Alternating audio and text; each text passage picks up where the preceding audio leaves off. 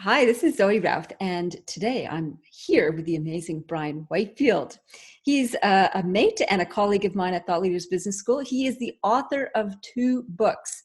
His latest one is called Decide: How to Manage the Risk in Your Decision Making and Winning. And the second one is Winning Conversations: How to Turn Red Tape into Blue Ribbon. He's a chemical engineer by background, which I was fascinated reading about in your book, in your latest book.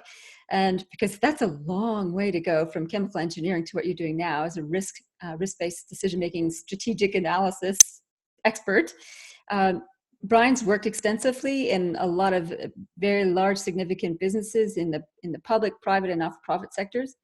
He was the president and chair of the board of Risk Management Institute of Australasia. Who knew there was such a thing? Risk Management Institute of Australasia for 3 years, 2013 through to 2015, and is a licensed RMIA, which is licensed by the RMIA as a certified chief risk officer.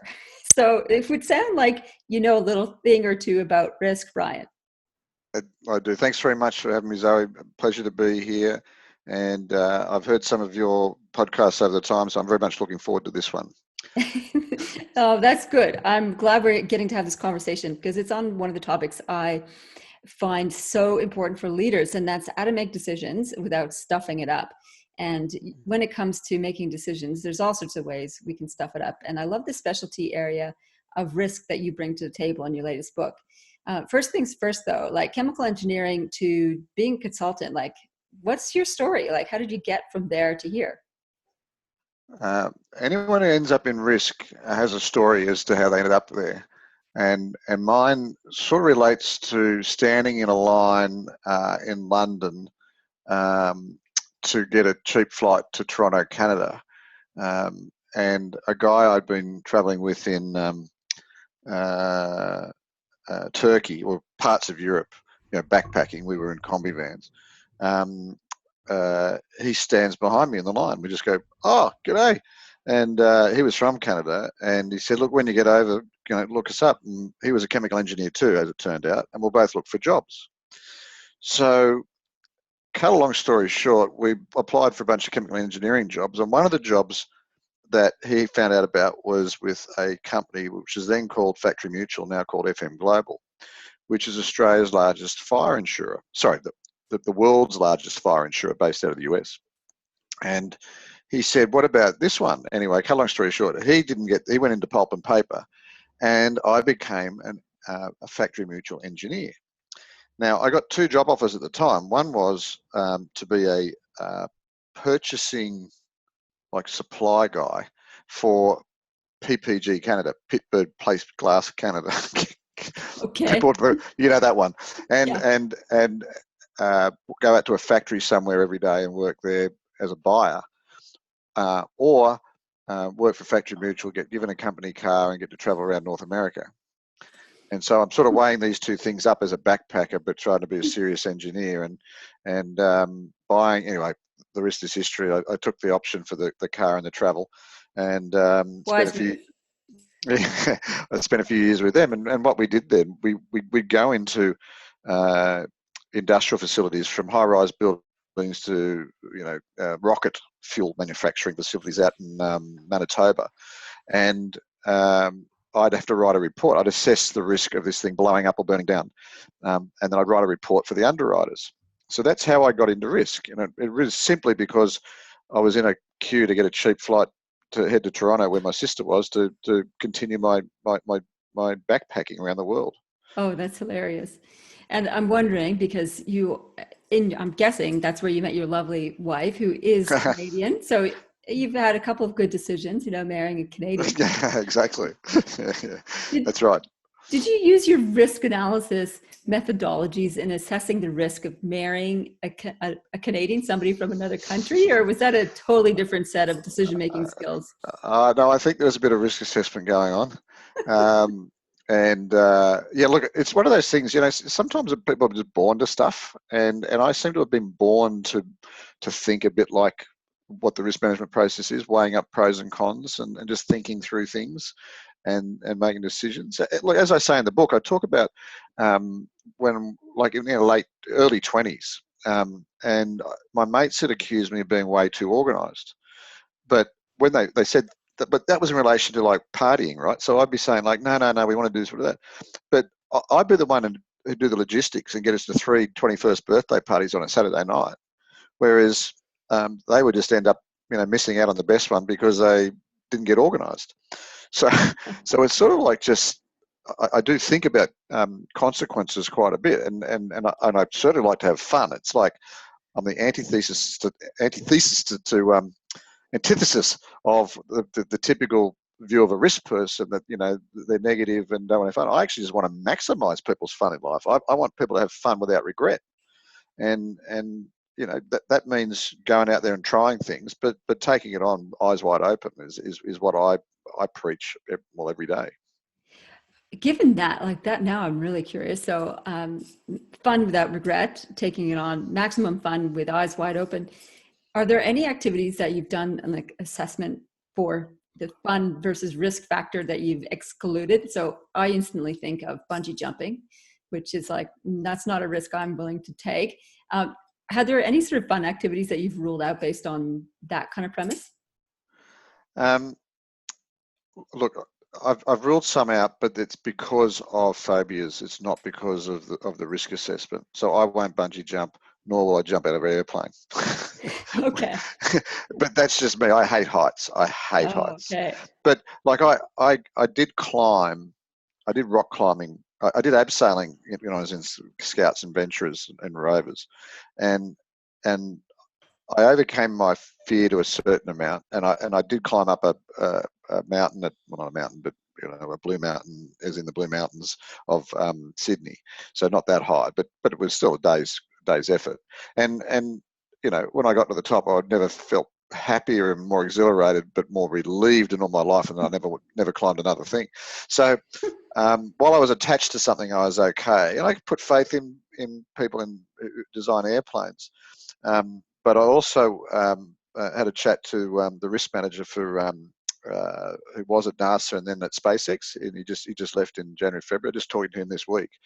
I've known him for years. We get on very well, and the fail rate on rockets is like a few out of 100, and so being an astronaut is something I'd have to think twice about. Yeah, that sounds like a pretty big failure rate. Yeah, I think in terms of getting in a plane, it's like 1 in 10 million. Yeah, right. Yeah.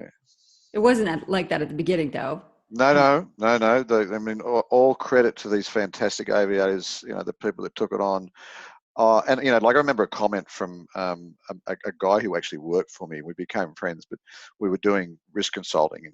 I had a consulting business. I worked for one of the insurance companies, and we were consulting external to the insurance company and helping people. And it was in the early days. I mean, we didn't even have an Australian standard, let alone an international standard on risk management. And I was doing an MBA, and I brought in one of my mates because I wanted to use him as a case study because he had a small business, and it actually made it into be one of the cases that ran in the at the university for a while. Anyway, this other guy and I were talking about it. The guy who worked for me, the risk guy, and after he sort of realised what this guy's story was, he said, you and I, we're never going to be rich. I said, why is that? He said, we're too smart. Won't take any risks, you mean? Well, yeah, that some of the people that take these risks, they actually completely misassess the risk, but they get lucky. and now other people will tell you, entrepreneurs, they just find a way. And there's no doubt that a lot of determination and all that goes absolute long way to do it. You can't do it without determination. But for everyone that succeeds, there's plenty that haven't. And I think that's what, people miss the boat on it. You just can't go, head down, full on. Elon Musk can, but he's, one freak of nature. I was going to go with that. Yeah. Anyway, I've lost my train of thought. But that's all right. Yeah. What I came up from you as you were describing that is that that's one thing we don't talk about, actually, is we only hear about the people who got lucky. So the people who made massive risks, took massive risks and succeeded. And the point that you're making is that there's a litany of failures at their feet that no one ever talks about. And that kind of skews the whole idea about, being an entrepreneur is all about taking crazy risk, where your point is, no, they just got lucky. And actually it's much better if you manage the risk. And that's hence why you've written the book, I'm guessing. That's right. Going in eyes wide open. I remember being at a University of Sydney Business School seminar where they had 3 people from the business school who were entrepreneurs being interviewed. And it was all going well, and they were telling about how they'd done this, and then and beaten down the door, and that was all good. I mean, I'm not critical of any of them. And then the question was asked, but did any of you, go up against the wall? And this one woman described, she said, "Yeah, I was standing there on the edge of the cliff, looking down, right at the edge, but just managed to pull myself back, and here I am today." I said to the guy I was with, I said, what she forgot to mention is when she looked down, she forgot to mention all the broken bones of all the people that went over that she could see at the bottom, because there'd be thousands of them.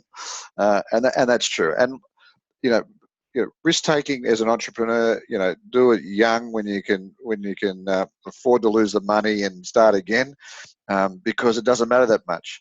If you're 55 years old and you're going to bet everything on it, wow, wow. But if you're 55 years old and you're basically betting 10 million of your 100, go for it.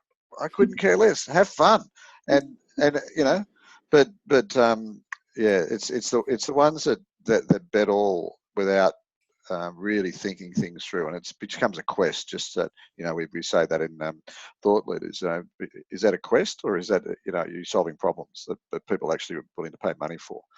And often an entrepreneur's on a quest, and that's what these venture capitalists, they're trying to suss out which ones of these these people think it through. They've got a pretty good idea. You can't pick everyone, but then they say we'll invest in 10 and hope one of them take. So they know that 9 of them probably won't. So that's the sort of stats you got to go into thinking about being an entrepreneur. I think that's a useful way to look at the risks. As an investor, you know that 1 in 10 might succeed, and they know that if you put up investment for the 9 that are likely to fail or possibly will fail, you're prepared to lose that money. And I think I'm guessing that's one of the tenets of risk management or risk taking that you describe in your book, is knowing what you're prepared to lose and then draw the line after that, instead of playing like a gambler's eternal hope that you can somehow work it back. I think that's the big difference, between sensible risk management, where you know what the limits are, versus like taking a punt and having a gamble on things where you're hoping and praying at the end without any real logic behind it. Yeah, and one of the problems is people will want to go on gut, and there is so much research to show that gut's wrong. Gut is not reliable. Gut is reliable if you've got 50,000 hours of experience of that decision. So firefighters, police, all those people, their gut is right because they've done so much. That's why the fire fire chief at the ground can go, okay, everyone out. It's a sixth sense, but it's just an experience. They just know, and then the building collapses after they all get out. It's just something that they've been managed to develop over time. Whereas when you're making big strategic decisions, unless you're an M&A specialist, doing 1,000 of them, your gut's not that well defined, and sometimes though, of course, there is no answer. There is no right answer. There's no more information coming, and someone's got to make a call. Well, you got nothing less but gut, so go for it. By all means, use gut then, but don't go against all the facts and all the figures. And like, there's plenty of people who've done it and succeeded, but for every one of them, there's plenty that haven't. In fact, one of the stats in my book is research by Professor Paul Nutt from Ohio State University. Our friend Dr. Pratt, Andrew, he always refers to my favourite friend, Paul Nutt because I quote him so much, and I think he's being. I think he says I overuse it a bit, but it's the research that was done, and the guy researched over 400 strategic decisions made by major big name companies, mainly Western, not too many Eastern. And he used the bar that if the strategy was not in play 2 years after it was made, after the decision was made, if it was not in play, then it failed. So the success rate with that bar 50%. So 1 in 2 of major strategic investments succeeded, which means 1 in 2 failed. That's a bit sad, isn't it? It is, and like while we're probably better than that, that's like 1990s stats. While we're probably better, it's more complex now. so I don't think it's, it won't be far from that. In fact, McKinsey has had nothing too recent, but a while back they did surveys of senior execs, and it came out that the execs were saying of their own decision making it was no better than 60%. Oh my goodness. So yeah, and there's all this research being done into how people make decisions, and our biases. The great Daniel Kahneman, a Nobel Prize winner, in his fantastic book Thinking Fast and Slow, he's shown it time and time again of how we fool ourselves. And in fact, his aim was to try and find a way to help us. And so thinking fast means you're going off gut and rules of thumb, and which is essential in life. You can't get by without it because there's so many decisions you've got to make in a day. But he was trying to work out how he can have a trigger for himself and others that says this is the time you stop and think. In fact, my book Decide was originally going to be called Stop and Think, but someone talked me out of it. I can't believe it was. Well, in any case, I love what you showcased in your book, which is about how to manage the risk better in the decisions. And your key model there, the motivation, clarification, and implementation components of risk management. And the motivation piece surprised me a little bit as one of the risk factors you need to consider. Can you speak a little bit more to that? Like, what is it about motivation that we need to consider when we're considering risks in decision making? It's essentially, are we answering the right question? Okay. So the why I built the MCI decision model was because every other model out there didn't really, it was too complicated for me.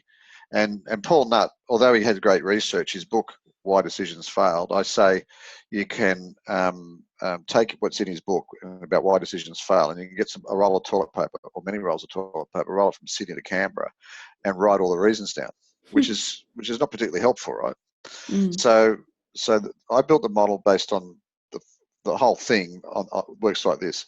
We've got this tendency to go straight to implementation. Good idea, Zoe, let's get it done, without stopping to clarify what it is we're going to do. We're going to, exactly what are the pros and cons of this, and could we do it another way, better way, completely different way. But what we do even less is go, wait a second, what's the motivation behind this decision? And are we actually answering the right question? So that's where that comes into. So many times in risk assessment, you are assessing a project or a strategic play where the decision's already been made by the exec. And what I would say is that often when I would be facilitating executive risk workshops or board risk workshops, I'm either tearing apart a terrible strategy or patching up a bad one, rather than helping get to a brilliant decision, because the decision's already made. And someone said they might be worried about the decision, or they just convinced someone, I'll get Bryan in to do a risk assessment. And risk people get this bad name as being negative.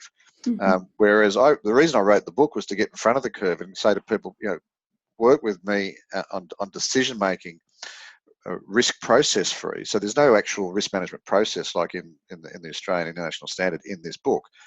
It's actually written for people who don't know about risk and hate risk management people, so that they can have some tool to help them.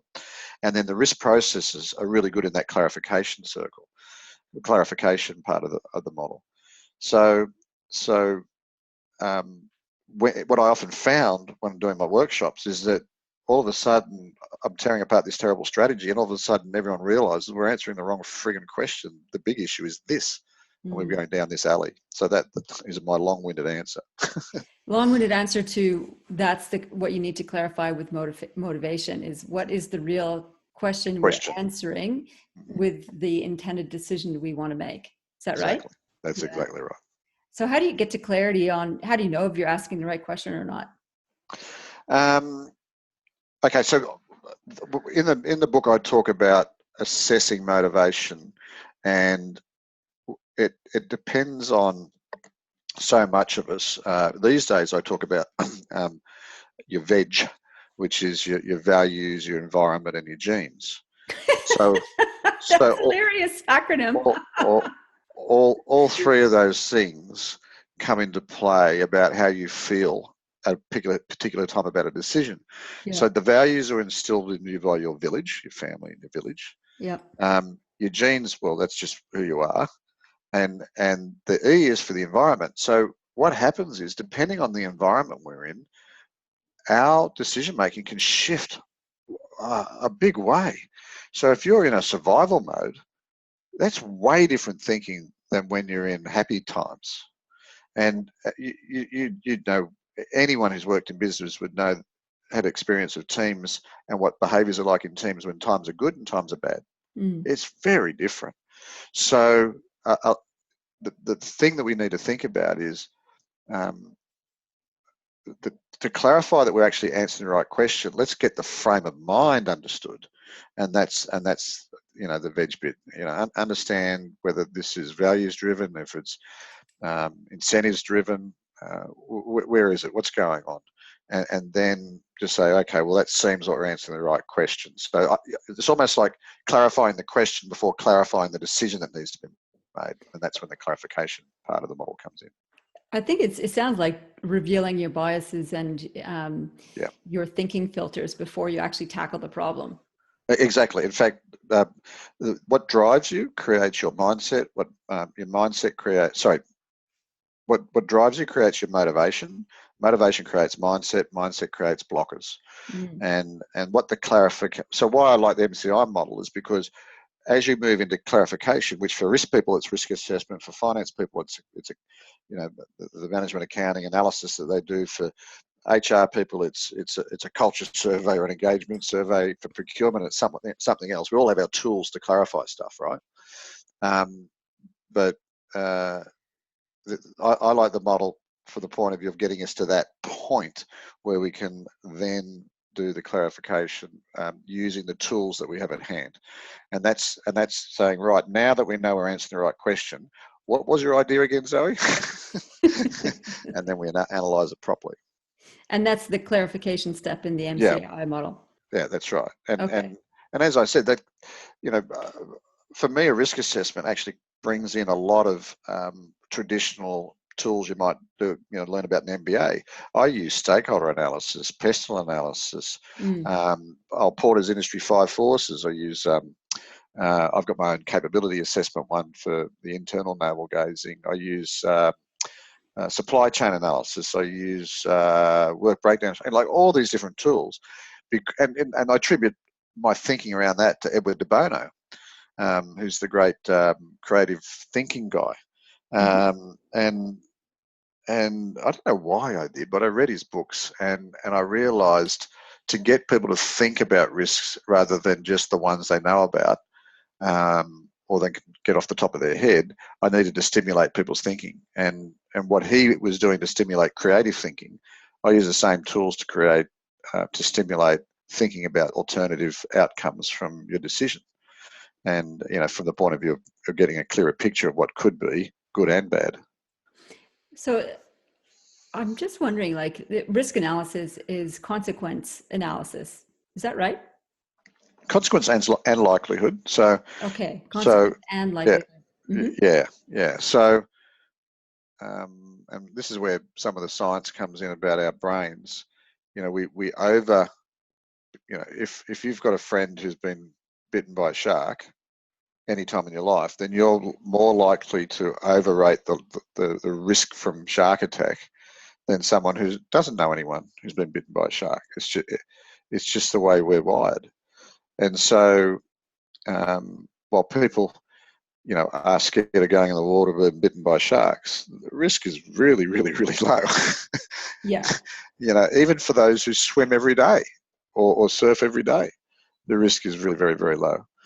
But we've all, particularly if you grew up in the era of watching Jaws as a kid, that innate fear is hard to get rid of. Yeah. And the converse is also true, or an alternative is also true, is that we can become immune or blasé around risk because it's so familiar, like Yeah. car accidents. They always say that stat, you're more likely to die in a car accident than in a plane crash. But Yeah. car accidents are just run of the mill things we see every other day. And plane crashes are far Yeah. more spectacular. So that's sort of like Exactly. an interesting parallel to that. So the recency and immediacy, it Exactly. makes the risk more relevant, but there's also that sort of, you Yeah. can tune out the stuff you see all the time. That complacency, I guess, is what it's called. You can get Yeah, exactly. risk. So do you think that, we talked about jumping out of planes and bungee jumping and phobias. Do you think that some people have more of a risk appetite in general than others? I think some people have a genetic disposition to risk taking. Yeah, right. As I mentioned in my book, there was a guy I went to school with, and he was, biggest risk taker I ever met, and then he died.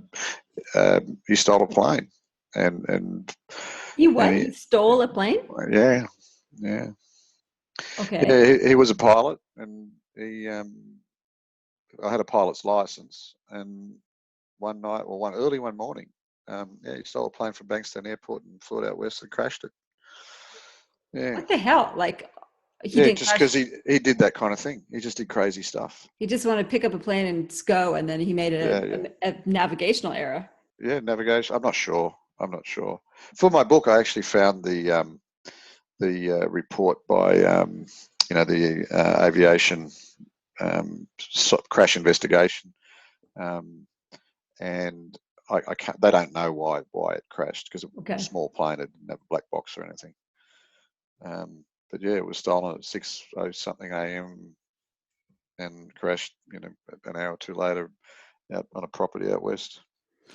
So that's one Yeah, of the and then, oh, so sorry. his veg factor in risk tolerance would be interesting one in terms of values, environments, and genes. And actually, I've read a little bit about Navy SEALs, and some of them have they're wired differently. Their amygdala has a different processing tolerance for risk as well. So I think that resonates true for me in other areas as well, and Yeah, why those guys who can look in the face of danger and not feel as much fear as other people is because of the way their biology is. and I think the same with traders, people who trade Oh on the yeah. stock market.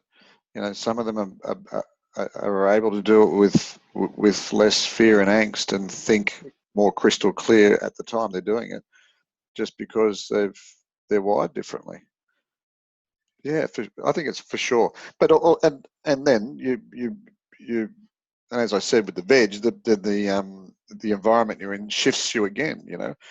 And like when your back's to the wall, all of a sudden you find some courage. I mean, I'm talking about physical backs to the wall in war, or in street fight or something like that. When your back's to the wall and survival is now the most important thing. It's amazing what people can find themselves capable of doing, which they'd never go looking for that kind of excitement, so to speak, or that level of risk in a blue moon.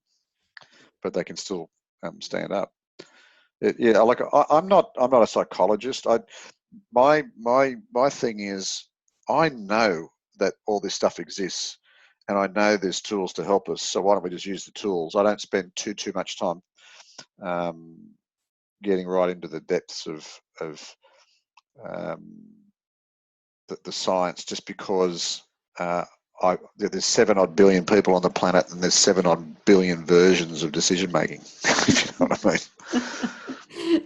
I was going to ask you, do you have a preferred decision-making process? But I think I may have come to realize that there are an infinite number of decision-making processes depending on the type of decision you need to make. Is that correct? Or do you But have a preferred methodology? no, I'm as like anyone else. I mean, spur of the moment. I get a pen and paper out. I'll do a spreadsheet. I'll call a friend. I'll speak to someone. I'll change my mind 3 times. No, I'll do it all. And it depends on the decision. I do use the MCI model and have used it a number. I use it 2 ways. In business, I use it when I'm trying to get in the heads of people I want to influence, to see whether they are in implementation mode without having done the clarification, or if they've done the clarification well or poorly, or is this a motivation issue? Are they actually answering the wrong question? So I do use it that way. I use it myself when I'm trying to make a decision. If I'm angsting over a decision, I will often say, well, wait a second, where I'm at with this. And when I say often, I wouldn't be even every week I would use it, because, you know, not too many decisions you need to angst about. But they're usually bigger personal decisions, and then I pull that out, and it works. But it can also work, Zoe, choosing which restaurant you want to go to tonight. The MCI, you can use that for choosing a restaurant. Absolutely. Really? Absolutely. How do you Yeah, recommend? yeah. So I'm thinking, okay, motivation, where are my values, environment, and genes? Yeah. So first of all, are Yep. you just hungry? Are you looking for an experience? Are Mm. you with someone who has Mm. preferences? Mm. What question are we trying to answer here? Actually, it's my anniversary dinner. Oh, okay. It's your anniversary dinner. So you want an anniversary dinner restaurant? Yes. So that's all of a sudden it's changed. Okay. Clarification. If you just looked up the first one, does budget matter? Well, no, well, actually, I better do a bit more clarification, because this has got to be special. So I better not stuff this one up. I better make sure it's got all, so I better look at all the Google ratings or the TripAdvisor ratings or whatever they are. Yeah, because I might have just gone straight to implementation because Zoe had recommended a good restaurant. I hadn't really thought through that my partner doesn't really like that type of food. Yeah, There you right. go. You And could. how does the implementation part fit into that? Because we haven't spoken Um, too much I about that. it's sort of got a double-edged sword to it, or it's a smoke and mirrors type thing, or two-sided mirror. Maybe that's a better way of looking at it. The first question is someone straight in implementation without having done that? If the answer's or am I? If the answer's no, that's good. When we get to implementation, the book covers how to implement well. And so implementing well. So let's say we're now talking about implementing a decision. We've got to we've got to a point where we're comfortable, we've clarified the decision. What are the things, the creators of our destiny, that we need to put into place to make sure this decision is highly successful? Because what I say in the book is a strategic decision made today by an exec team, for example, is followed by literally thousands and thousands and tens of thousands of decisions by people throughout the organisation to implement it. So we better make sure that our fantastic decision today has in place all the creators of our destiny. And I talk about creative leaders, talented teams, and focused people.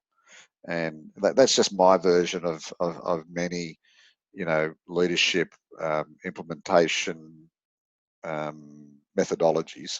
And so the creative leaders bit is you need leaders who are willing to experiment, because you can't do great things without trying things. So that's taking risks. Talented teams, I talk about diversity and skill sets and how you assess them, because again, without the right talent, you're not going to get there. And then people who are focused on purpose, aligned to the greater purpose. And we all know, I think you and I have read enough books and probably talked enough and developed enough IP ourselves around the power of purpose and alignment to that, to get organisations singing well and individuals singing well. So so that's where the implementation bit comes in. Once you're ready for it, let's make sure you've got all the things in place. And can I just add to that? I hadn't more recently I read a book um, called Essence of Decision about the Cuban Missile Crisis, and one of the things that taught me was that sometimes organisations make decisions, not individuals. if you know what I mean. It Yep. almost gets made for you. And it was like, as information was coming through from analysts on their way from the original data source up to the Kremlin and up to President Kennedy and his administration, each person that touches it puts their own spin on it some way, somehow. And so, it's not pure information, and the nature of the organisation as it flows through it actually, in many ways, forces a particular decision. And it works the other way too. When you make a decision, you might have in mind it's going to be implemented like this, but the organisation just has a way of doing things. And if you haven't remembered that, then bad luck. It won't get implemented the way you did. So the crazy thing about the Cuban Missile Crisis, you know how it finally came to a head when the U-2 plane flew over Cuba and spotted the missile bases, and it was according to the book, it was because they weren't camouflaged from the sky. They were camouflaged inside the bush from the locals, but not from the sky. Yeah, right. And why? Because the way they built them in the Soviet Union, because they didn't need to hide them from anyone. Everyone knew where everything was. The book said didn't tell them to camouflage it from the sky, so they didn't. Which is according to the essence of decision, and it's a well-known, and a lot of academics use it and all that kind of thing. But it did, it makes sense. Culturally, people implement things in a certain way, and if your decision doesn't align with that, yeah, then you can find yourself caught short. exactly. I reckon my husband follows your MCI method intuitively, particularly when it comes to holiday planning. So he spends at least 6 months planning our annual Christmas holiday, and it always starts with where do you want to go? What's important to you? What kind of holiday do you want to have? I'm like, there you go. That's the first piece right there. Motivation, clarification, analysis of all the options and permutations and timings and plane costs and all that kind of stuff, down to the implementation phase, which is actually getting us organized, making sure our passports are in line, all that kind of stuff. Yeah. Whereas I am just impulsive and jump to implementation. and suffer the consequences. Yeah, and both are wonderful. Like as long as it's just a holiday, right? That's and true. So I certainly wouldn't be advocating tying oneself up in knots on too many things. But I did Disneyland years ago when we took the kids, and we were doing Disneyland one day in California, Adventure Park the next day, and we only had a day on each, and fast passes and all the things, and unbeknownst to the family, I just had it all. We're going here, there, and a bit of an argument about it, but pretty soon they realised that I was just nailing it in terms of getting us around this park to maximum rides. And Jackie still talks about it to people how he did it. But you triaged your Disney experience based on analysis and opportunity. I love it. Exactly. The motivation was having as much fun as you can possibly get in a day for a family of 5. That was the motivation. And I hate lineups. There you go. There's the 2 motivations. So clarified. Did a bit of research, talked to some people about it, and then the implementation was quite well done on the day. Awesome. So, Bryan, what would be your key takeaway key piece of advice for people listening to the podcast? And if you want to improve your decision making, what's the key thing that they should consider doing? I think first of all, take Daniel Kahneman's advice and have a think about, is this one of those times when I should actually stop and think a bit more? That's the first question. Or is it okay? It's just a restaurant tonight, no big deal. Is this a monetary thing that's going to be significant monetary impact on my family or on my business? It is. That's an example of, yes, I should stop and think. If I'm going to stop and think, then reverse the MCI model. Have I or are we going straight to implementation without clarifying it, and then work your way back? What clarification have we done? Is that enough? And there's no right or wrong in that. There's no particular rule of thumb. Just do enough. But always just check, are we answering the right question? What's motivating us? Fantastic. Well, if you want to check out the show notes, and I've jotted down some notes here, and I will put a link to Bryan's books as well as the books that he's mentioned, Essence of Decision and Thinking Fast and Slow. That'll all be on the podcast show notes, which are at zoryralph.com/podcast/decide. And apart from that, what's your website? Where can people go and check you out, Bryan? BryanWhitefield.com. Bryan with a Y, Whitefield.com.